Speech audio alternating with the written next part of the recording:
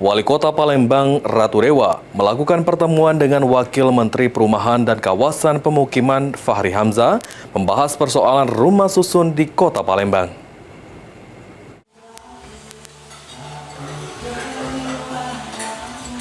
Wakil Menteri Perumahan dan Kawasan Pemukiman, Fahri Hamzah, melakukan kunjungan kerja ke Kota Palembang dan melakukan pertemuan bersama dengan Wali Kota Palembang, Ratu Dewa, Perumnas Sumatera Selatan, serta sejumlah jajaran pemerintah daerah lainnya pada Minggu malam 4 Mei 2025. Dalam pertemuan tersebut, Fahri Hamzah dan Ratu Dewa membahas sejumlah agenda strategis yang berkaitan dengan pembangunan infrastruktur perkotaan, terutama di bidang perumahan dan transportasi publik.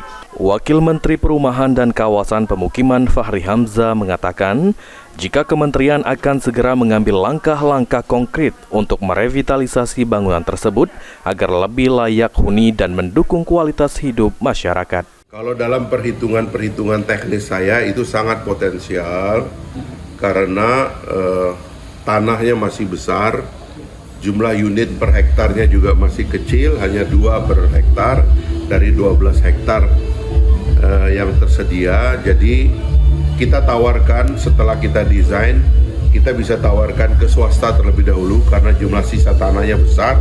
Kalau diambil untuk membangun kawasan bisnis atau kita membangun seluruhnya menjadi rumah untuk social housing, saya kira tetap untungnya cukup besar.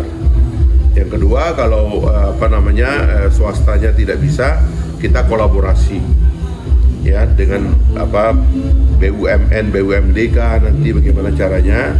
Nah, itu yang saya dorong tadi teman-teman di Perumnas, coba dituntaskan desainnya biar kita mulai bicarakan. Sementara itu, Wali Kota Palembang, Ratu Dewa, menyambut baik kedatangan Wamen PKP di Kota Palembang dan meminta dukungan percepatan revitalisasi rumah susun. Ditambahkan Ratu Dewa, pihaknya sudah melakukan koordinasi dengan pemerintah provinsi dan Perumnas Sumatera Selatan terkait pemanfaatan rumah susun di Kota Palembang. Kalau kedatangan Pak Wamen ada 3 dari saya.